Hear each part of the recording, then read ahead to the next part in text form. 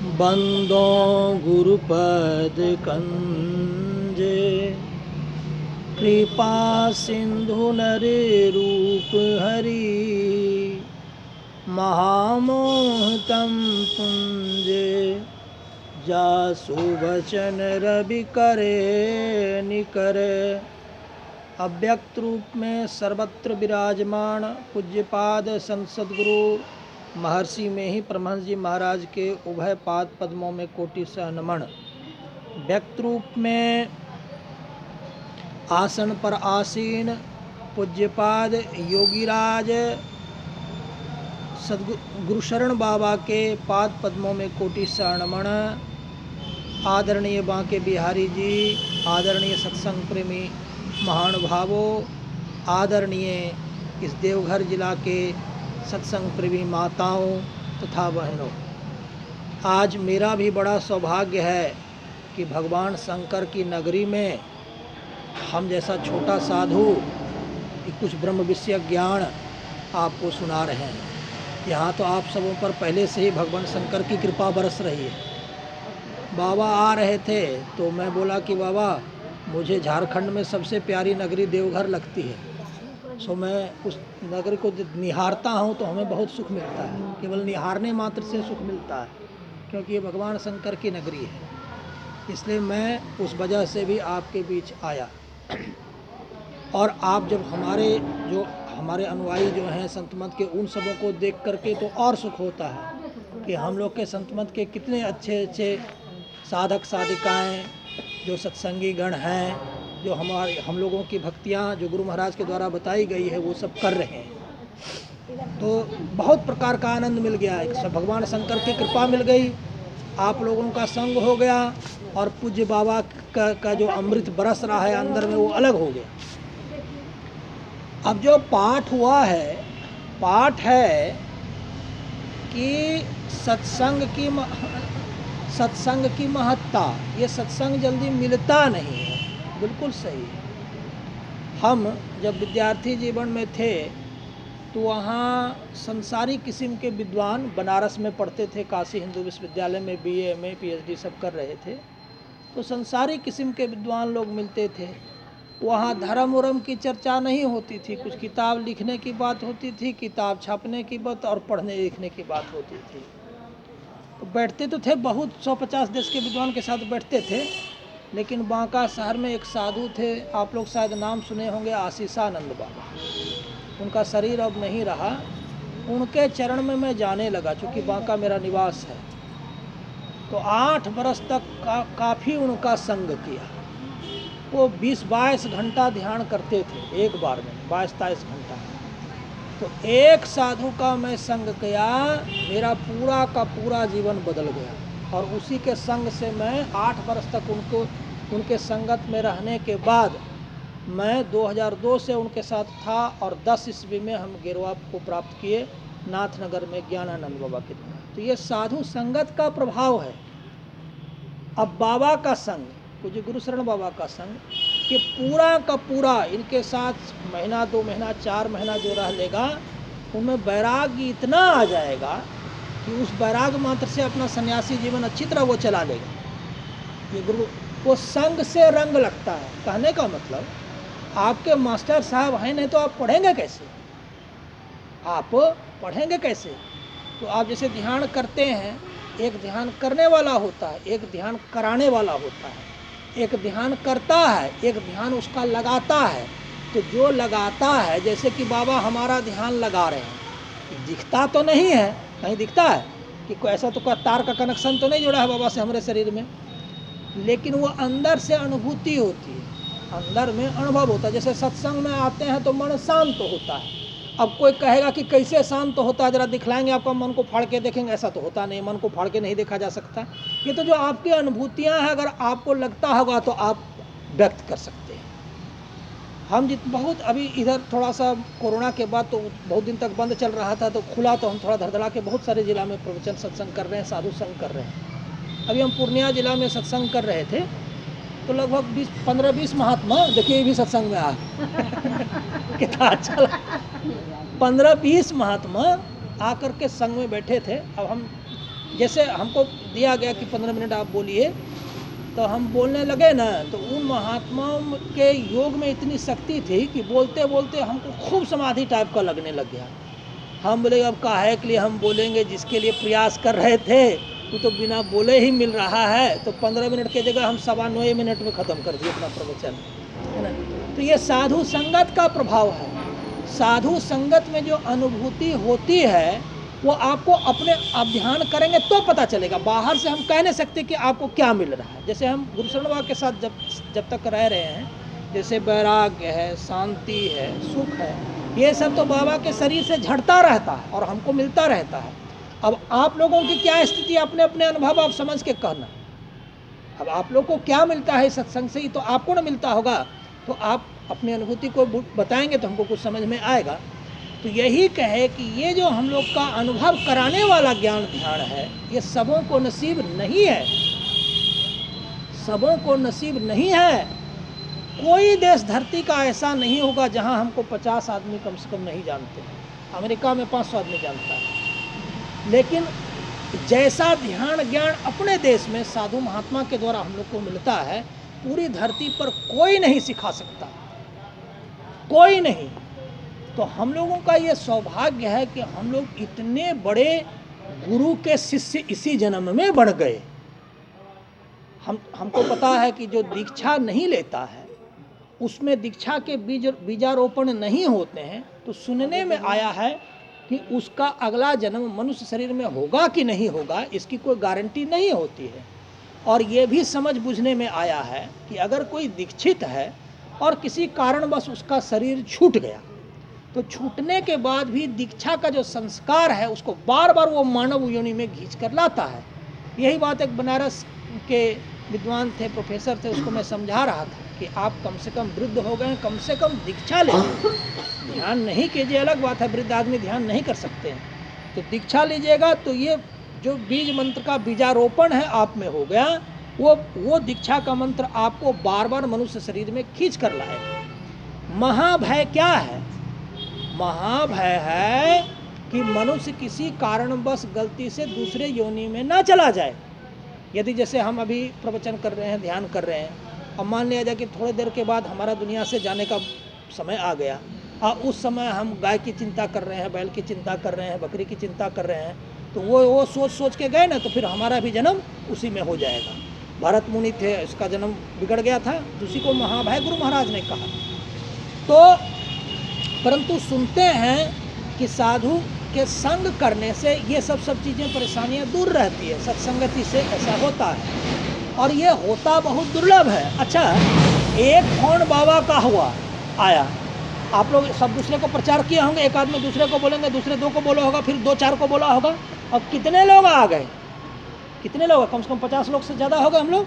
सबके सब सत्संगी हैं कि नहीं है, कि कुछ नहीं है? सब दीक्षा ले लिए हैं।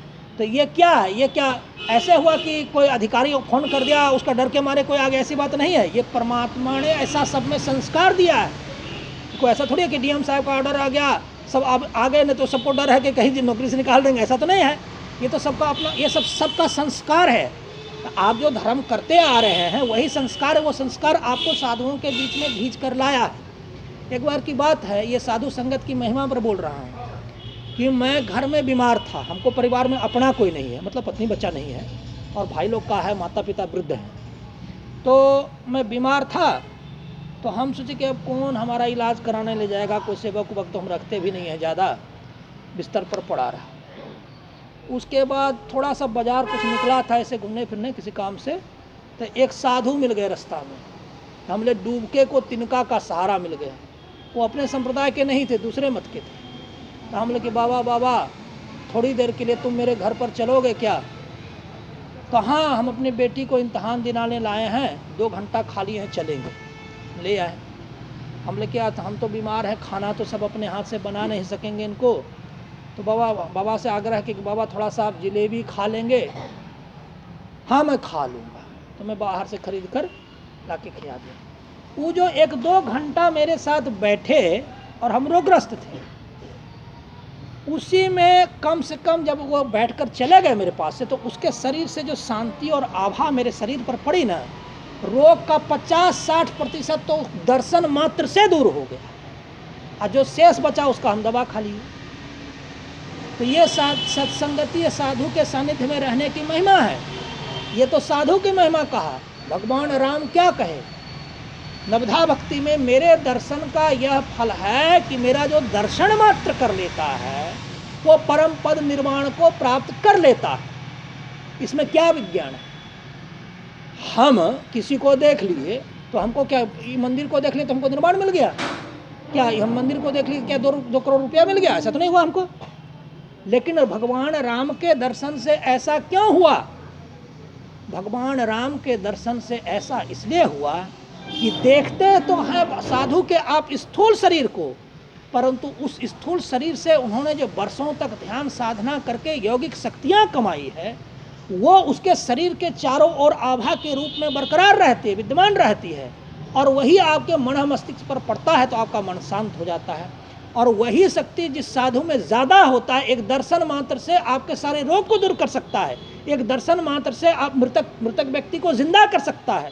साधु सब कुछ कर सकता है, अपनी यौगिक शक्ति से कर सकता है। जब भगवान राम अपने दर्शन मात्र से किसी जीव को परम पद हरिपद दे सकते हैं, तो साधु तो भगवान से नीचे ही होते हैं ना, कि अभी साधु परमात्मा में मिलने की कोशिश कर रहे हैं। तो ये छोटी छोटी सी सेवा क्यों नहीं कर सकते हैं? ये साधुओं की योग के द्वारा सेवा है, यौगिक शक्तियों के द्वारा सेवा है। अच्छा, बाबा के पास आते हैं तो हमको क्या मिलता है? वो चीज़ मिलता है, शांति मिलती है, सच्चरित्रता मिलती है। हमारे जो दुर्गुण होते हैं बाबा के दर्शन मात्र से समाप्त होने लगते हैं। दुर्गुण की औकात कब तक? जब तक आप साधु संग में नहीं गए। जैसे ही साधु संग में गए, साधु देखते ही दुर्गुण फरार हो जाते हैं, सद्विकार मिट जाते हैं, आँख के अंधकार समाप्त होकर प्रकाश में बदलने लगते हैं। आपको एक मैं कहानी सुनाता हूँ। कुछ संसेवी बाबा जब शरीर में थे, बाबा उनकी सेवा में थे, तो मैं उनके दर्शन के लिए जाया करता था। मैं उनका सेवक होना चाहता था, लेकिन मेरा दुर्भाग्य ऐसा कि कई साल तक प्रयास करने के बाद मुझे सेवक नहीं बनने का मौका मिला। तो मैं किसी प्रकार उनके बगल में जाकर बैठता था, जैसे अभी आप लोग बैठे हैं। तो उनके बगल में बैठे ना तो आंख बंद करें तो सीधे चंद्रमय लोक पर हमारा चढ़ाई हो जाए। ये क्या हम कर लेते थे? ऐसे आंख बंद करें ना तो आंख से सीधा चंद्रमा, सूर्य, तारा सब दिखने लगता था। तो वो क्या हम अपने से कर लिए थे क्या? अरे वो गुरु प्रतापी था, महायोगी था। वो अपने बगल में अपने संस्कार से बुलाया, हमारे संस्कार से, और अपने सारी यौगिक शक्तियाँ हमको देना शुरू किया। तो इस तरीके से महापुरुषों के संगत में ये सब चीज़ें होती हैं। अब आप कहिएगा ये तो कोई झूठो बोल सकता है कि उसको चंद्रमा मिल गया, तारा मिल गया। झूठ बोल सकता है तो आप खुद करके देख लो, आप खुद करके देख लो। एक बार एक व्यक्ति अमेरिका का था, वो कह रहा था हम लोग में एक खास बात ये है कि हम लोग दूसरे के यहाँ इसलिए नहीं जाते हैं कि हमारा गुरु पूरा का पूरा निर्वाण प्राप्त है, और जब हमारा गुरु निर्वाण प्राप्त कर लिया है तो हम दूसरे गुरु के पास क्यों जाए कि गुरु जब हमको निर्वाण दे देगा। तो कहता है कि क्या प्रमाण है कि निर्वाण प्राप्त कर लिया है? इसका कोई प्रमाण, सर्टिफिकेट? यही हमको पूछा अमेरिका वाला, कि बोले कि आप 1 करोड़ आदमी से जाके पूछ लो, सब बोल देगा कि हाँ निर्वाण प्राप्त कर लिया। कोई ऐसा सत्संगी है जो गुरु शरण बाबा के बारे में ये बोल दे कि गुरु शरण बाबा महात्मा नहीं है? कोई नहीं बोल सकता, बोल ही नहीं सकता। वो बोल सकता है कोई? नहीं। पूरे 40 लाख सत्संगियों की संख्या है, सभी जानते हैं कि गुरु शरण बाबा संत विभाग के शिष्य हैं, जीवन भर ध्यान करते हैं, लोगों को ध्यान सिखाते हैं, सभी जानते हैं। अब इसको प्रमाण बनाने की आवश्यकता क्या है? किसी महापुरुष से आपको कुछ शिक्षा दीक्षा मिल रही है, ध्यान ज्ञान बढ़ रहा है, तो इसका सर्टिफिकेट देने का क्या जरूरत है? अच्छा, मान लिया जाए कि हम रसगुल्ला खा रहे हैं, तो कोई कहे कि क्या प्रमाण है कि रसगुल्ला से आपका पेट भर गया? अरे कोई प्रश्न है? रसगुल्ला से पूरी दुनिया का पेट भरता है ना? ये तो कोई प्रश्न ही नहीं है। तो उसी तरीके से संत महात्मा कोई निर्वाण प्राप्त हैं कि नहीं है, ये सब बात जानने के लिए उसके सानिध्य में आप बैठिएगा, उनकी यौगिक शक्ति का साक्षात्कार कीजिएगा, तब मिलेगा ये सब। तो ये कुछ बात मैं जो समझ में संतमत से कुछ सीखता था, जो बाबा का समय का आदेश था, उस हिसाब से कुछ आपको कहा। सत्संगति ऐसे सबों को नहीं मिलती है जैसे हम सबों का, हम लोग सबके सब गुरु भाई हैं, सब में ही बाबा महर्षि में ही ब्रह्मा जी महाराज के शिष्य हैं। तो हम लोग को ये जो आपस में मिलजुल के हम लोग सत्संग कर लेते हैं और इतना तन्मयता से ध्यान करके आते हैं, कौन कैसे किधर से आता है कुछ पता ही नहीं चलता है, पता ही नहीं चलता। अचानक ये न आप आते हैं न हम आते हैं, परमात्मा ऐसा योग बनाता है कि आपको भी आने के लिए बाधित कर देता है और हमको भी खींच कर ले आता है। तो ये सब कुछ चीज़ें ऊपर से निर्धारित होती है, ऊपर से निर्धारित होती है। तो सत्संगति हम लोगों को बड़े पुण्य के आधार पर मिला है और हम लोग यही सत्संगति बार बार प्राप्त होते रहे, हमें साधु संगत होते रहे। इसके लिए हम लोगों को साधु की सेवा, ध्यान धारणा इत्यादि और सत्संग का श्रवण ये सब करते रहना चाहिए। साधु की इज्जत करनी चाहिए, उनको प्रणाम करना चाहिए। संतों की सेवा और साधु की सेवा, साधु क्या है, संत के छोटे रूप होते हैं। तो साधु की सेवा से क्या होगा जानते हैं, मैं जो साधना करता था अपने घर में, मेरा घर काफ़ी बड़ा है, तो वहाँ पर छोटे से छोटे महात्मा भी आते थे तो मैं उनको अपने घर में लाता था, उनके पाँव दाबता था। ये नहीं सभी कभी सोचता था कि मैं बड़ा हो जाऊँगा, ये छोटे हो जाएंगे। जो हमको ध्यान सिखाए, हमसे उम्र में 10 बरस छोटे थे, उनकी पूरा झाड़ू मारकर पोछा मारकर 8 साल तक कुटिया में सेवा करके तब मैं ध्यान सीखा। इसलिए ध्यान सीखने में छोटा बड़ा का नहीं, जो इससे ही ध्यान मिल जाए उससे सीख लेना चाहिए। तो यही मैं आपकी सेवा में जो बाबा का आदेश था मैं कुछ रखा, और कभी कहेंगे तो रखेंगे, ठीक है। अब बोलिए प्रेम से श्री सद्गुरु महाराज की जय। अब पूज्य बाबा अपने प्रवचन से हम लोगों को अमृतपान कराएंगे और उनका हम लोग तन्मयता से श्रवण करेंगे। पूज्य बाबा।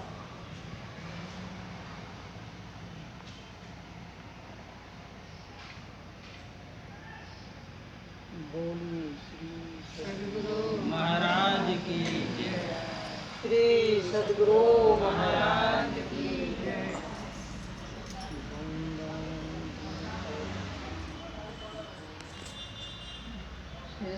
पुनरूप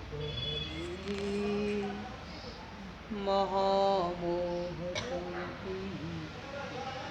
जासु वचन रविकरणी मंगल मूरति सद्गुरु